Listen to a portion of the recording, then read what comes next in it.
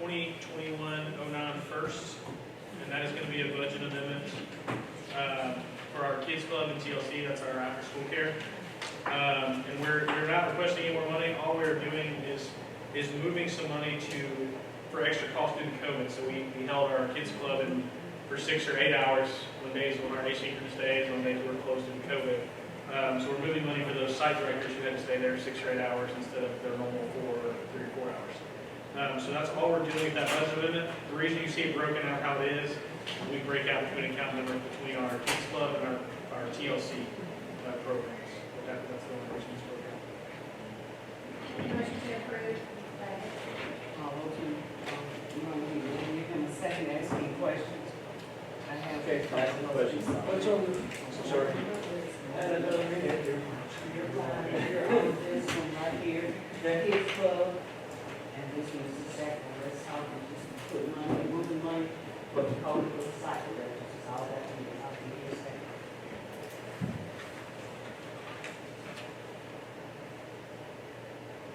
You have any questions?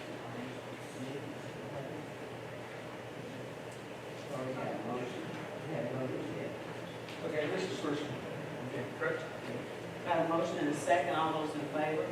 Aye. Opposed, same like sign. Thank you. Now, Mr. Smith. All right, now the second thing before you is a cash transfer resolution. And this resolution is something that the Comptroller's office put out. And what this is we received our ESSER money, which is our federal grant money, and that has to go in our federal projects fund. And this is a reimbursement-based grant, which means we have to spend the money and then we request reimbursement.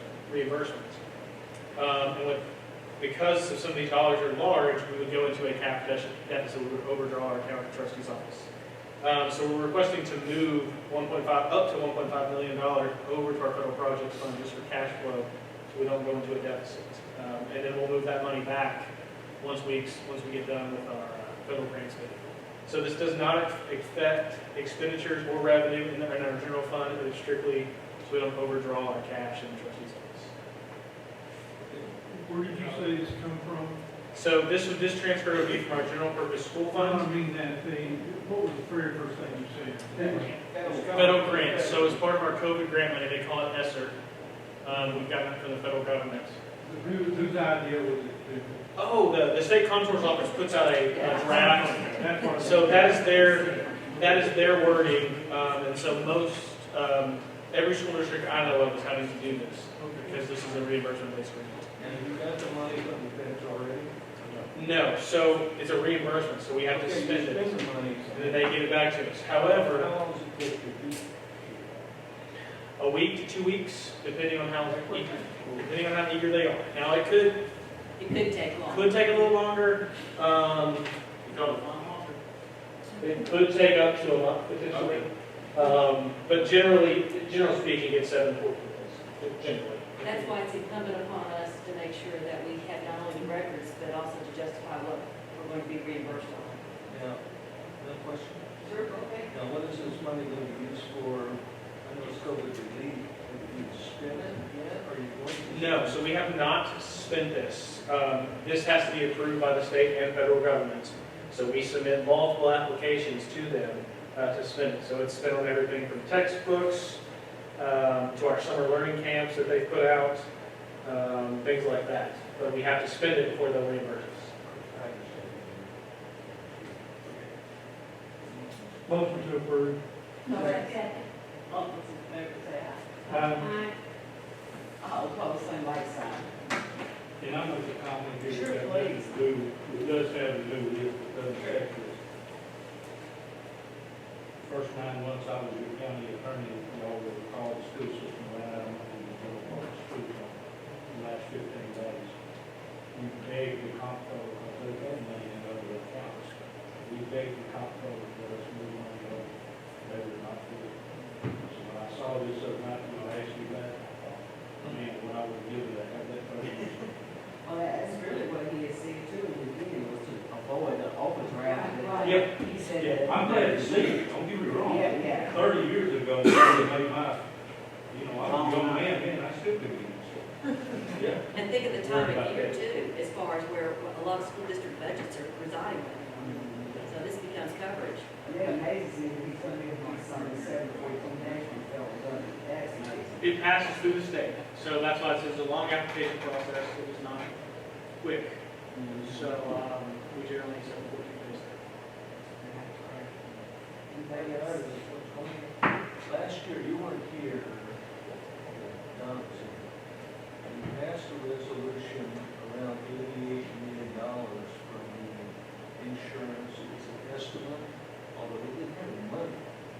And we had a resolution that said we had $88 million in the budget, but in essence, we got 50 or so million for the insurance. And I was wondering, how is that going to be resolved?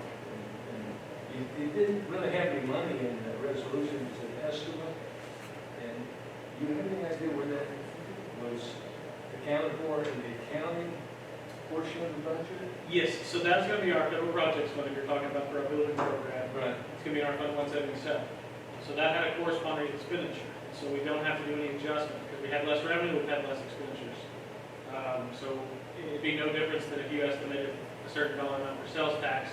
If you don't get it, you don't spend it. So, Okay, so you did, obviously you didn't spend the 88, you didn't have it. correct. So because of that, it just goes away, is that how it? Correct, but it'd be the same as your general fund here. When you budget a certain dollar amount for your sales tax, property tax, if you don't get it, you don't spend it, and it'll just wash at the end of the year. You'll see it when you have your budget to actual. So when we present our budget to y'all, you'll see our budget, our actual, and what our next year's budget is. You'll just see we didn't meet budget on revenue, but we also didn't exceed our budget on expenditures. Okay, next question then, the 50 or so million you got, I don't know if you got it yet, or if you got it yet, will you have a resolution that put it in your building fund? You will see that as part of our next year's budget in our Fund 177. Thank you. Other questions? Just to clarify, because I sort of lost track of what you were saying, John, when you were explaining that, but what we were looking at, because we said it to the commission too, as well as the board, that we thought it was an $80 million project based on our estimates. That's not the insurance company, so Well, I I want to make sure it's clear. understand that, I understand. But it was an estimate that Mr. Hall put in, that we were going to get that amount, or approximately that amount. We hope to get that now. Right. So that was only a hope. Is that what it was? It's such a thing. The other thing that you have to consider is if we would budgeted 30 million, right? We can only expend as much as in that expenditure line, so we can't spend a dollar over that. So we wouldn't have been able to do anything. So generally, that fund has to offset for the revenue expenditure. So you're gonna shoot that little high into it, when you get the money in, you don't have to wait 2 or 3 months to do anything to get past the percentage.